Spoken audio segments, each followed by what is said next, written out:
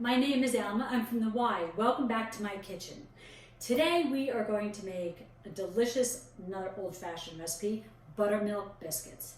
Yes, you can buy them pre-made, but if you're home and you don't happen to have any in your refrigerator, it's a very simple recipe. And I'll show you lots of modifications, so in case you don't have the ingredients, you'll be able to put it together.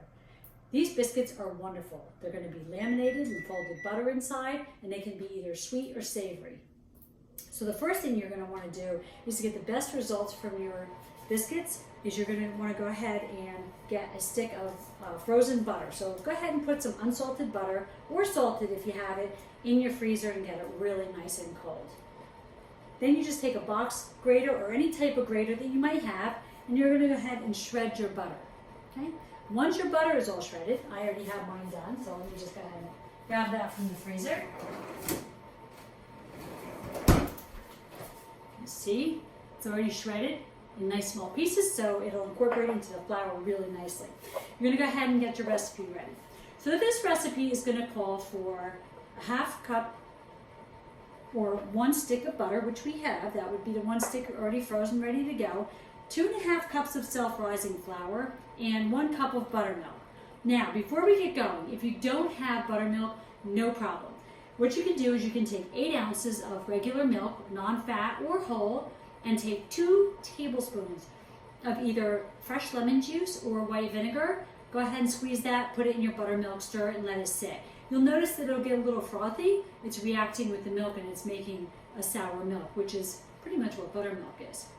And the next part is self-rising flour. Now, not everybody has self-rising flour in their house. So you can take your standard flour, okay, it's your house flour, and there's a ratio. So for every cup of flour that you use, you're going to add ½ teaspoon of salt, a little bit less if you're using salted butter, a ¼ teaspoon of baking soda, and 1½ teaspoons of baking powder, and that's per cup.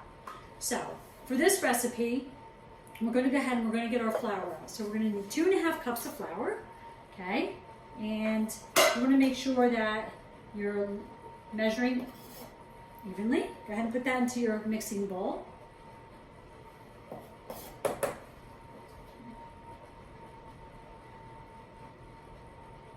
Okay, make sure that you have that level. Okay. Okay, go ahead and put that in there. And then we're going to add our pulled butter.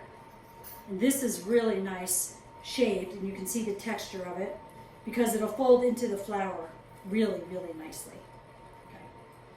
By the way, our oven is preheating. Here in the back I have it on 450, so make sure that you have your oven prepared nice and hot. Okay, let's set that over here.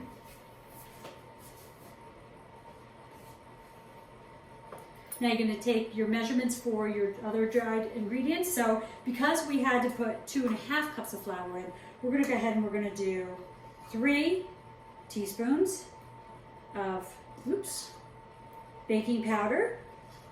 I'm going to add just a little bit more because we have the extra ½ cup. Okay.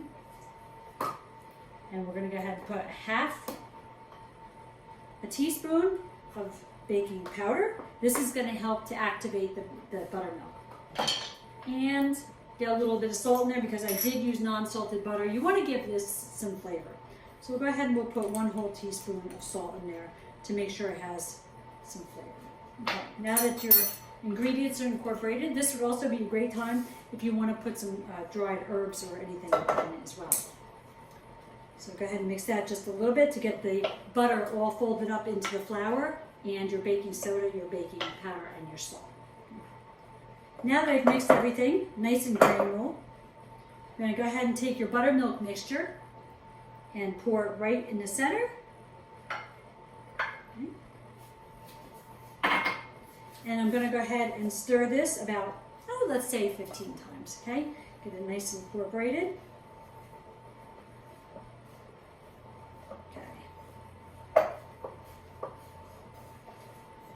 I like to use a wooden spoon, and again, my favorite baking bowl in my kitchen.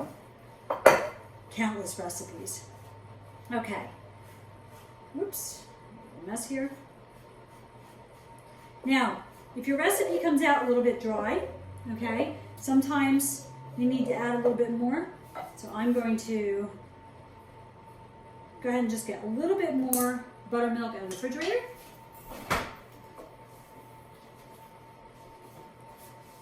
Okay, just a splash more.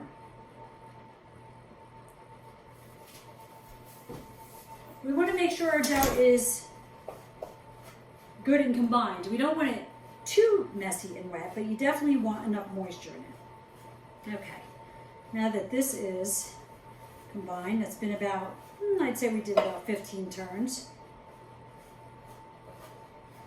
Hopefully that's wet enough. Okay, scrape that off. You're going to need to turn your dough out onto a surface. This next step is really important because we don't want the dough to stick to our surface. So I have some flour already ready. I'm going to generously put that out. I'm going to bring my dough out onto my workstation. Set this aside. Okay. Now you can dust your hands a little bit if you need to. I'm going to go ahead and start to put my dough together. And I'm going to take a rolling pin and dust it. A little bit messy job, so be prepared. If you don't want to work directly on your counter, which I had all prepared and scrubbed down, washed really well, sanitized, you can go ahead and work on some wax paper. And we're going to go ahead and just roll that dough out. Now, no problem if your dough is not perfect, because I can see today mine's a little bit on the dry side. I'm going to go ahead and roll this out. About a 9x5 sheet. And I'm going to fold it over. Doesn't have to be perfect. Okay? Like a little envelope. Press it back down. And I'm going to go ahead and roll it again. The purpose of this is called laminating, and this is going to give you those nice flaky layers inside your biscuits. Okay? I'm going to go ahead and fold it one more time, like an envelope. Okay? Now, my work surface is getting a little bit wet, so go ahead and put a little more flour down. Okay, if it gets too messy, go ahead and take a bench scraper. Okay.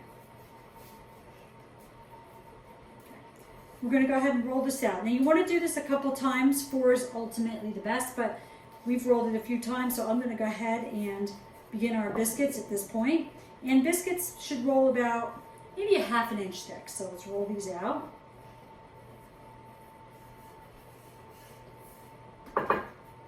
I leave mine just a little bit thicker. I like a really tall biscuit.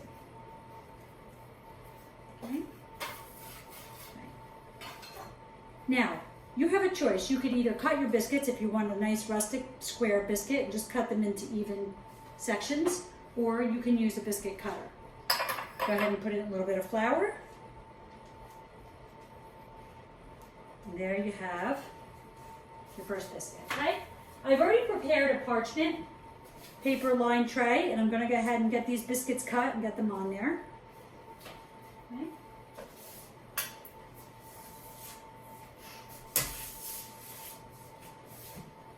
Now I'm making really large biscuits. And again, your biscuits can have all types of fillings in them already at this point. You could have had some cheddar cheese in there. You could have some fresh herbs. Okay. You could have sweet spices if you prefer something sweet, like cardamoms. Okay. I'm going to go ahead with this last batch. Kind of put the dough back together. I don't want to overplay with the dough because it'll get really tough, and we want to make it flaky.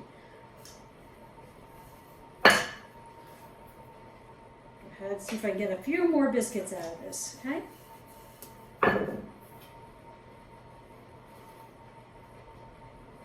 Okay, this will be great. Okay, put that in there together. They don't have to be perfect. Remember, they're going to be flaky and delicious. My last little bit of dough, I don't want to re-roll it, so I'm going to go ahead and just make a generous little biscuit. Put that guy, that'll be our sample biscuit. Okay. Now I've made some melted butter already, so we have soft butter here. I'm going to take a brush, and I'm going to go ahead and generously brush the top of the biscuit. This is going to give it a nice brown coating on top. Okay, we'll make this our sweet biscuit. The nice thing about the sweet biscuit is you can do it like a shortcake. You can add some frozen fruit that you thaw out. You put a little bit of Turbano sugar on top, or any raw sugar, any actually sugar that you like. This will give it a nice little crisp. Okay. On my savory biscuits, I'm going to choose pepper. I'm going to keep them really simple. Okay, a little cracked pepper on my savories, and while I'm thinking about it, I think I'll just do a little bit of thyme on a few to give them a nice earthy taste. Okay. This will go really nice with roasted chicken and roasted carrots. There we go. Now they do have salt in them already, but if you want to incorporate just a little bit more salt, you can. I wouldn't use too much, especially if you're using a salted butter on top. Okay, these are all ready to go into the oven. Okay.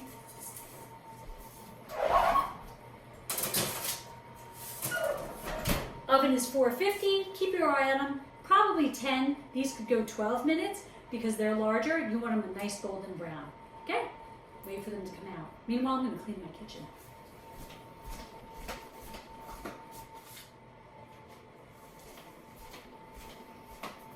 Okay, so it's been about 15 minutes. They're really large, so when I leave them in, I like mine a little bit extra crispy on top and on the bottom, so I'm going to pull them out.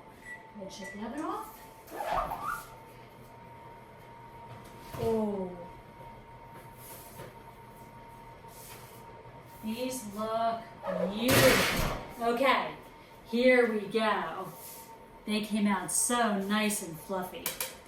Even the one the last scraps, it's a lot of fun. This one is going to have some defrosted berries that I have in the freezer and maybe a little bit of dollop of sour cream. These are my regular biscuits and the savories with the spices on top. See how the bottoms are nice and brown and toasted and there's a golden brown on top. They smell delicious. Go ahead and transfer them to a cooling rack or serve them fresh and hot because these are going to be served a little bit later. I'm going to go ahead and put them on a rack to keep them crispy on the bottom.